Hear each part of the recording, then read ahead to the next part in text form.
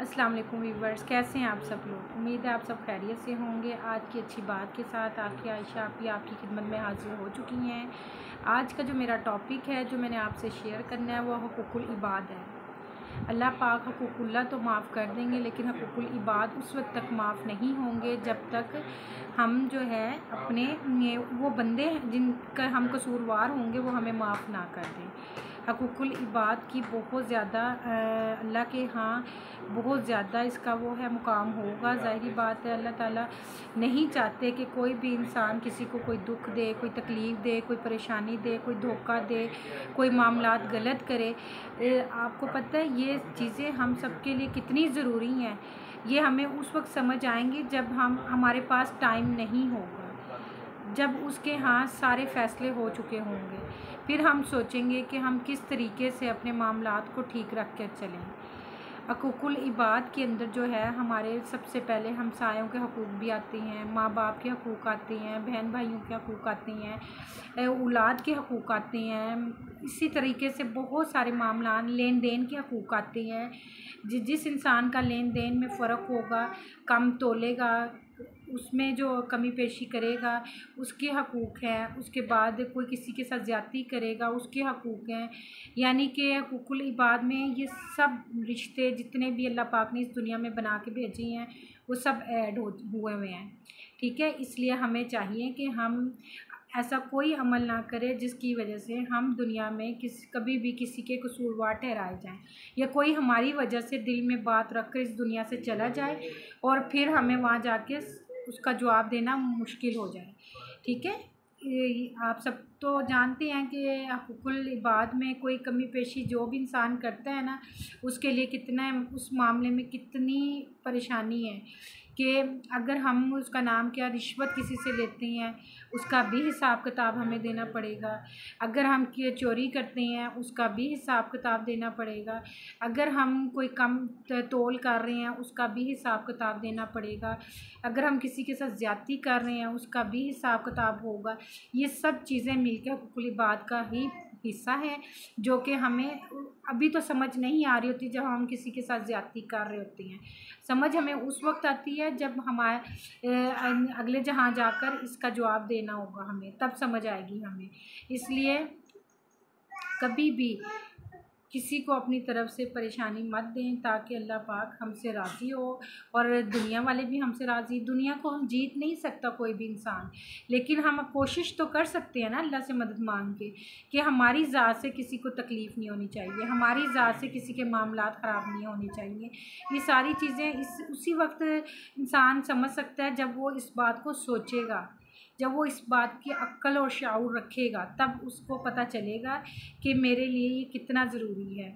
आपको पता है अगर कोई इंसान किसी के पैसे खा जाता है तो वो ये समझ रहा होता है कि मैंने इसके पैसे लेके मैं चला गया हूँ या मैंने धोखा कर दिया, इसको क्या पता अब मैंने कहाँ से देने हैं। लेकिन उसको ये नहीं पता कि अगर उसने यहाँ पे उस पर्सन के साथ ज़्यादती की है ना तो ये उसको वहाँ जाके माल देना कितना मुश्किल हो जाएगा, क्योंकि वो डबल उसने देना होगा। इसी तरह जो है ना हमें चाहिए कि हम हुकूकुल इबाद का बहुत ज़्यादा ख्याल करें कि अगर हमारा हमसाया है तो हमारी वजह से वो परेशान ना हो। अगर हम उसको परेशान करेंगे ना इस चीज़ के लिए हम जवाबदार होंगे। और अगर हमारा हमसाया हमसे परेशान है ना तो अल्लाह के यहाँ हमसे बुरा इंसान कोई है ही नहीं।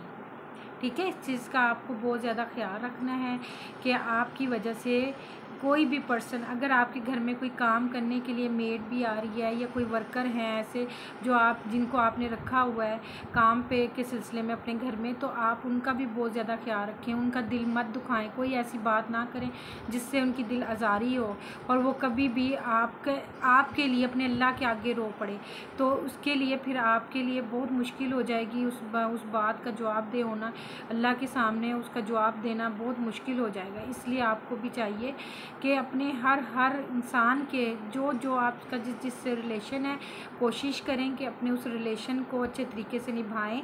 अगर आपके अंदर इतनी कैपेसिटी नहीं है, आपको जल्दी गुस्सा आ जाता है, तो आप बहुत ज़्यादा दुरूद पाक का विर्द करें, क्योंकि दुरूद पाक एक ऐसी कलाम है जिसके पढ़ने से आपके मसले तो हल होंगे ही होंगे, और गुस्सा आपको अंदर सुकून भी मिलेगा और आपको ठंडक मिलेगी। ठंडक की वजह से आपके दिमाग में गुस्सा कम आएगा, ठीक है। और अगर इससे पहले दुरूद पाक के साथ साथ आप आऊज़ु बिल्लाहि मिनश शैतानिर रजीम इसका बहुत ज़्यादा एहतमाम करें पढ़ने का, क्योंकि गुस्सा इससे भी दूर होता है। और उसके बाद जितना आप कूल माइंड रहेंगे उतना आपके लिए भी बेहतर है, सामने वाले पर्सन के लिए भी बेहतर होता है। इसलिए जो है ना, आप इस चीज़ का भी ख्याल रखें कि एक तो जितना गुस्सा आप गुस्से से बचेंगे उतना ही आप अच्छी ज़िंदगी गुजार सकेंगे, ठीक है। जो चीज़ें अल्लाह ताला ने इंसान के लिए बेहतर नहीं समझी हुई, तो उसमें एक गुस्सा भी ऐसी बीमारी ही हम कह दें, या फिर एक ऐसी नेचर की बात कह देते हैं कि जो हम किसी को भी पसंद नहीं होता।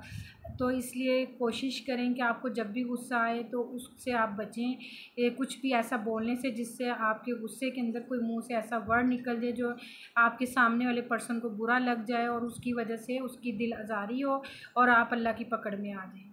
ये भी हुकूकुल इबाद का ही एक हिस्सा है, ठीक है। इसके साथ ही मुझे इजाज़त दें। आज की जो बात थी वो आपको मैंने गाइड शेयर आपसे कर ली है। मेरा बताने का मकसद ना तो किसी पे टोन करना होता है, ना किसी को गलत साबित करना होता है। सिर्फ़ आप लोगों से शेयर करने का मकसद ये है कि हम अपनी ज़िंदगियों में सुधार लेके आएँ।